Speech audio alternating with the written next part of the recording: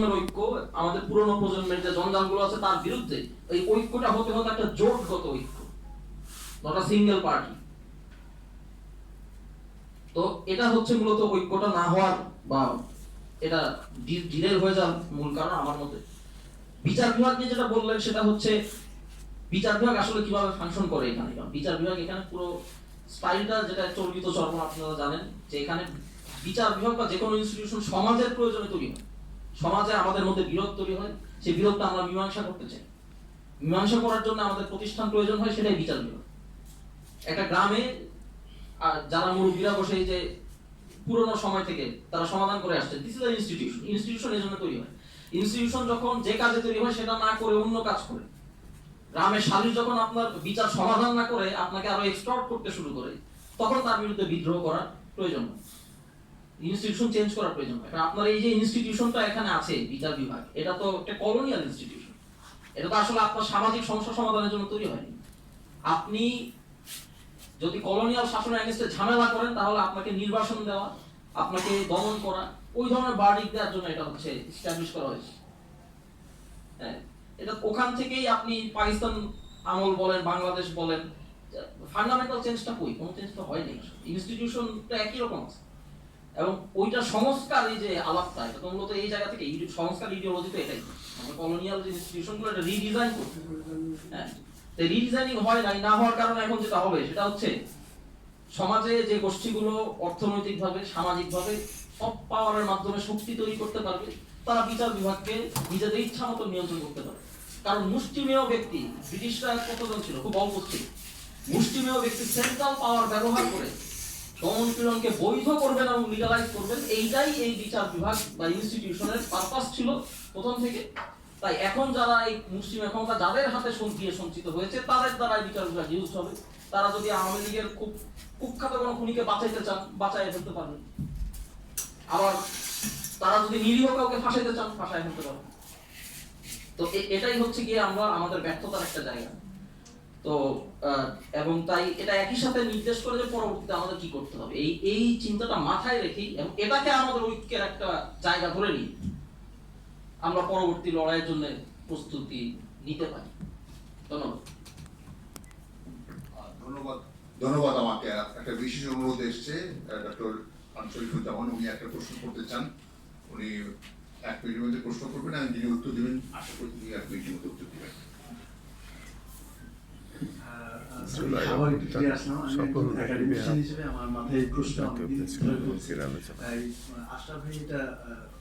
আসলে চেঞ্জ আসতে গেলে পলিটিক্যাল চেঞ্জ না আসলে কোনো চেঞ্জ আসলে আসে না। যে আমরা নতুন একটি রাজনৈতিক সংগঠন দেখেছি, এনসিপি, অনেকের মধ্যে আসার সঞ্চারও জাগিয়েছে, তরুণদের সংগঠন। তো এইখানে এই যে জুলাই অভ্যুত্থানের মধ্যে দিয়ে যেহেতু আপনাদের জন্ম হয়েছে, আপনাদের স্লোগান শুনি ইনকলাব ইনকলাব, বৈপ্লবিক পরিবর্তন চান। তো আপনাদের আসলে ওই রকম কোনো সুচিন্তিত বা গবেষণালব্ধ এমন কোনো কনস্টিটিউশন আমরা পাইনি, বা আপনাদের দলটার আদর্শটা কি যেটা দিয়ে আপনারা 10 বছর পরে বা যখন চান এই দেশে একটা বৈপ্লবিক পরিবর্তন নিয়ে আসতে চান, এটা যদি মানে তরুণ সমাজের কাছে ক্লিয়ার করেন। এটা আমি পার্সোনালি আপনাকে জিজ্ঞেস করতে পারতাম, এটা কিন্তু ব্যাপক একটা মানুষের মধ্যে প্রশ্ন আছে যে আসলে এনসিপি চায় কি, তারা দেশে কি পরিবর্তনটা নিয়ে আসতে চায়, সে আদর্শটা কি, সে ব্যবস্থাটা কি? ধন্যবাদ। আসলে এনসিপির যেটি আদর্শ, এটি এক বাক্যে যদি বলি বা একটি শব্দ, এটি আসলে ব্যক্তি স্বাতন্ত্র্যে বিশ্বাস, একেবারে করে। মানে এটা আসলে ইডিওলজির জায়গা থেকে যদি আপনি বলেন যে অন্যান্য পলিটিক্যাল পার্টি যেমন বিএনপি, তাদের একটা জাতীয়তাবাদী আদর্শ আছে, তো এখানে আমরা এখন পর্যন্ত এই শব্দ দিয়ে আমরা ডিফাইন করতে চাই, কেন আমি আমার জায়গা থেকে ডিফাইন করি সেভাবেই। কারণ 24-এর গণ অভ্যুত্থানের পরে আসলে একটাই, এটাকে কি বলবো, যে নয়া জাতীয়তাবাদের উত্থান হয়েছে। এখানে বেসিক্যালি আমাদের আগে মানে ফ্যাসিস্ট হাসিনা, তাদের একটা ইডিওলজি জায়গা ছিল এবং তারা সেটা বলার চেষ্টা করেছে, আসলে সেটা কোনো ইডিওলজি না। কারণ তারা তাদের জায়গা থেকে বলেছে যে বাঙালি জাতীয়তাবাদ। তো বাঙালি জাতীয়তাবাদ আসলে ওই সময় সাপেক্ষে, যদি আমি পাকিস্তান পিরিয়ডে ফেরত যাই তাহলে সেটা দেখা যাবে যে পাকিস্তানিরা বা ইন্ডিয়ানরা অথবা তার আগে যারা ব্রিটিশরা ছিল তারাও এভাবে জাতিগোষ্ঠী সমূহকে সম্বোধন করত। বাঙালি কোট অ্যান্ড কোট যখন বলা হয়, এখানে অনেকের অনেক আপত্তি জায়গা থাকে, বিশেষত কলকাতার দিক থেকে, কারণ তারা আবার আমাদেরকে বাঙাল বলতে পছন্দ করে না। তো আমি পুরো ইডিওলজিক্যাল বিতর্কে আমি না যে বলছি, যখন একটি রাষ্ট্রের গোড়াপত্তন হলো, স্বাধীন হলো রাষ্ট্রটি, তখন আসলে এই রাষ্ট্রে অবাঙালিও আছে, তখন তারাও কিন্তু বাঙালি জাতীয়তাবাদের বাইরে। তো সেটা আসলে কোনো জাতীয়তাবাদ হয় না, আলটিমেটলি বাংলাদেশি জাতীয়তাবাদ। তো পরবর্তীতে আমরা দেখেছি যে জাতীয়তাবাদী দল আত্মপ্রকাশ করছে এবং তাদের থিওরিটা ছিল মূলত এইটা। তো ব্যাপক আকারে যদি আমি বলি যে নয়া জাতীয়তাবাদ এটা 24-এর গণ অভ্যুত্থানের ফলে সৃষ্ট হয়েছে এবং সৃষ্ট একটি ধারণা, এটা নিয়ে ব্যাপক আকারে এখনো আলোচনা হতে আমি দেখিনি। তবে ব্যক্তি স্বাতন্ত্র্যের যে কথাটি বললাম, যে রাষ্ট্র তার যে সার্ভিস সেটি জনগণ পর্যন্ত পৌঁছানোর কোনো মাধ্যম আছে কিনা, যদি মাধ্যম থেকে থাকে তাহলে সেই রাষ্ট্রটা সঠিকভাবে ফাংশনাল হয় না। আমরা দেখেছি বাংলাদেশে এখনো পরিবারতান্ত্রিকতা আছে। আমি বাংলাদেশের যে এলাকাতেই যাই, কোনো না কোনো প্রভাবশালী পরিবার আছে, সেই প্রভাবশালী পরিবার থেকে এমপি মন্ত্রী বিভিন্ন কিছু হয় এবং তাদের মাধ্যমে আমি যদি আমার বাসায় যদি চুরি হয়, সেই চুরির সমস্যা সমাধানের জন্য আমি সরাসরি পুলিশের কাছে গিয়ে কেস আমি করতে পারবো না, তাদের রেফারেন্সে আমি এসেছি কিনা সেই রেফারেন্স দিয়ে আমার যেতে হবে। তো এনসিপি মূলত এই ব্যক্তি স্বাতন্ত্র্যে পরিপূর্ণভাবে বিশ্বাস করে এবং মনে করে যে শুধু কমিউনিটি ভিত্তিক নয়, কমিউনিটির বাইরেও মানুষের যে সমস্যা, সেই সমস্যার সমাধানের রাজনীতি এখন পর্যন্ত আমাদের রাজনীতির মূল ভিত্তি।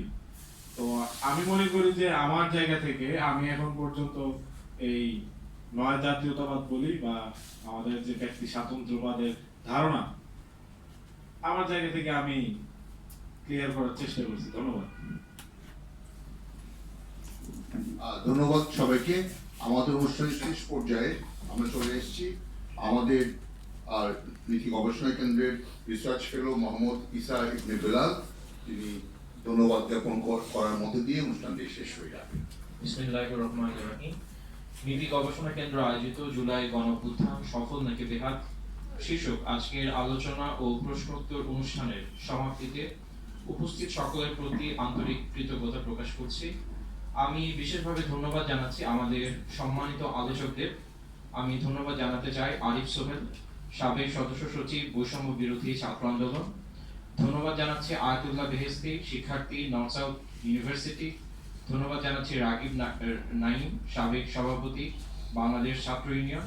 আরও ধন্যবাদ জানাচ্ছি মাহিন সরকার, যুগ্ম সদস্য সচিব, জাতীয় নাগরিক পার্টি। এবং আমাদের মাঝে উপস্থিত ছিলেন মোসাদ্দেক আলী ইবনে মোহাম্মদ, সাহিত্য ও সাংস্কৃতিক সম্পাদক, ঢাকা বিশ্ববিদ্যালয় কেন্দ্রীয় ছাত্র সংসদ ডাকসু। আমি ধন্যবাদ জানাচ্ছি আমার সরাসরি শিক্ষক শেহরিন আমিন ভুইয়া, শিক্ষক, ঢাকা বিশ্ববিদ্যালয়। এবং আন্তরিক ধন্যবাদ জানাচ্ছি বাংলাদেশের প্রখ্যাত লেখক ও সাংবাদিক আশরাফ কায়সার স্যারকে। পাশাপাশি আমি ধন্যবাদ জানাতে চাই প্রিন্ট, ইলেকট্রনিক ও অনলাইন গণমাধ্যমের সাংবাদিক ও ক্যামেরা পার্সনদের। আপনাদের সহযোগিতার মাধ্যমে আজকের আলোচনা বৃহত্তর জনগোষ্ঠীর কাছে পৌঁছাবে বলে আমরা বিশ্বাস করি। সর্বশেষ ধন্যবাদ জানাই জাতীয় প্রেস ক্লাব কর্তৃপক্ষ এবং অনুষ্ঠানটি সফলভাবে সম্পন্ন করার জন্য নীতি গবেষণা কেন্দ্রের সঙ্গে সম্পৃক্ত সকল সদস্য, স্বেচ্ছাসেবক ও সহযোগীদেরকে আন্তরিক ধন্যবাদ জানাচ্ছি। সর্বশেষে উপস্থিত সকলের সুস্বাস্থ্য ও কল্যাণ কামনা করে আমি আমার ধন্যবাদ জ্ঞাপন বক্তব্য এখানে শেষ করছি। আল্লাহ হাফেজ। এইমাত্র শেষ হলো অনুষ্ঠানটি। জুলাই গণ অভ্যুত্থান সফল নাকি বেহাত।